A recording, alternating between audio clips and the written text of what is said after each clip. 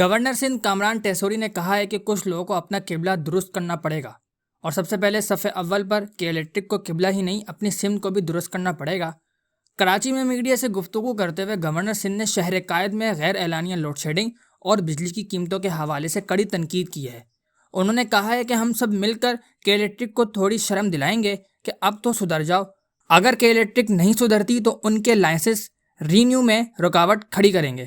Governor Sindh کا کہنا تھا کہ جب میں نے عہدہ سنبھالا تھا تو کچھ لوگوں نے کہا کہ سندھ میں گورنر نہیں بلکہ مولا جٹ آ گیا ہے۔ میں ان سب افراد کا شکریہ ادا کرتا ہوں۔